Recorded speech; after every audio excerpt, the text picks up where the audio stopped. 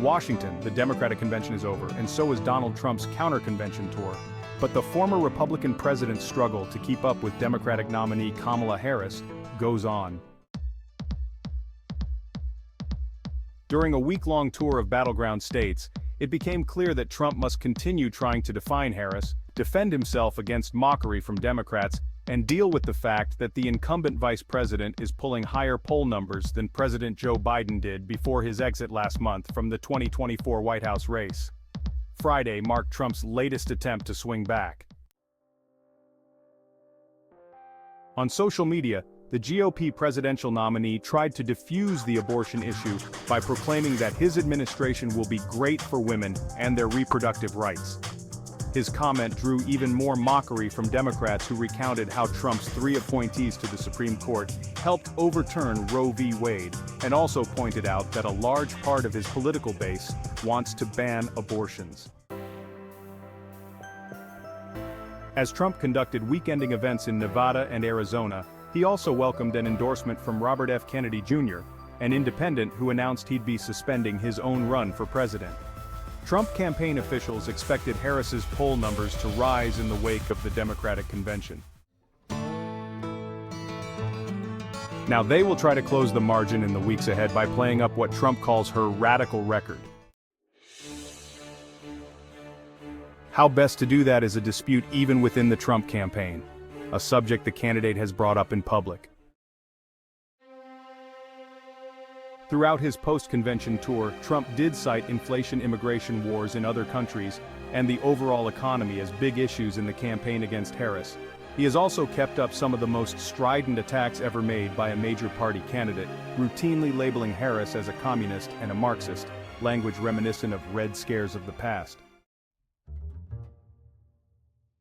Some Republicans fear that Trump's stridency is turning off swing voters. Trump himself seems unsure.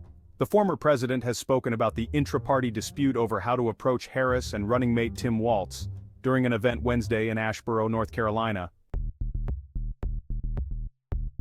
Trump said people often advise him to be nicer. "Please, sir, don't get personal, talk about policy," and he asked the crowd of supporters 2 questions. "Should I get personal? Should I not get personal?"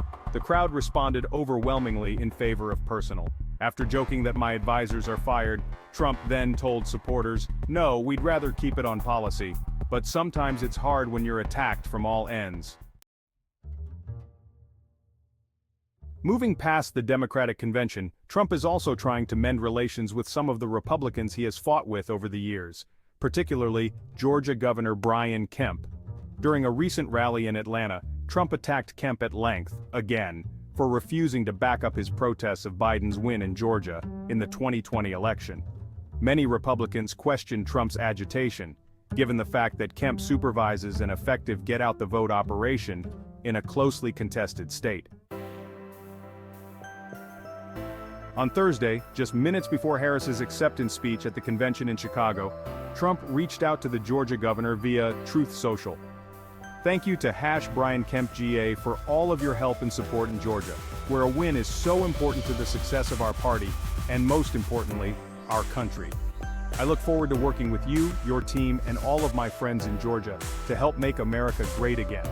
Trump later said he commented after watching a positive Kemp interview with Fox News host Sean Hannity. Trump also made up with Kennedy, a former opponent he has also described as radical.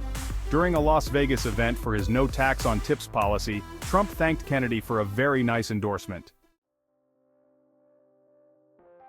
Trump also spent Democratic convention week playing defense, and that doesn't figure to stop anytime soon. In Chicago, Harris and other Democrats repeatedly hit the Republican nominee over efforts to overthrow the 2020 election, his hush money trial conviction, the sexual abuse judgments against him, his threats to use the power of government to investigate political opponents, and conservative plans to cut essential services and restrict abortion rights. "In many ways, Donald Trump is an unserious man," Harris said in her acceptance speech. "But the consequences of putting Donald Trump back in the White House are extremely serious." Trump, who live tweeted his reactions to Harris in real time, posted at one point, "Is she talking about me?" The former president also found time this week to push back on an allegation lobbed at both him and running mate J.D. Vance, that they are weird. In kicking off his counter-convention tour in York, Pennsylvania, Trump referred to Biden and said, he said, "We're weird, that JD and I are weird. I think we're extremely normal people, like you, exactly like, he's weird." Trump did express particular concern about one-issue abortion rights. As his tour wrapped up Friday, Trump posted a cryptic comment on Truth Social saying, "My administration will be great for women and their reproductive rights." Democrats quickly pointed out that when he was president, Trump nominated 3 of the Supreme Court justices who voted to reverse the Roe v. Wade abortion rights ruling. Trump has said that states should decide abortion policy, expressing implicit support for new laws that ban the procedure after 6 weeks of pregnancy. Donald Trump waged war on women's reproductive freedom, said Amar Moussa, rapid response director for the Harris campaign. Now he's trying to run away from his record. It won't work. Well before the Republican and Democratic conventions, Trump often mentioned the political risks for Republicans over abortion, and that's not going away during the last 2.5 months of the campaign. Democrats in Chicago also expressed concern that Trump would contest the vote if he loses in November, as happened 4 years ago when his protests led to the insurrection of January 6, 2021.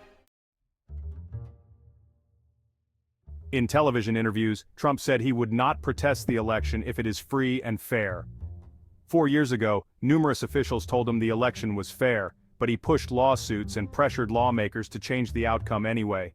"I think if I lose, this country will go into a tailspin, the likes of which it's never seen before, the likes of 1929. But if I do, and it's free and fair, absolutely, I will accept the results," Trump told CBS News. Trump said he believes there are many problems in the 2020 election, but added, "I think things have been done over the last 4-year period that will make this a free and fair election."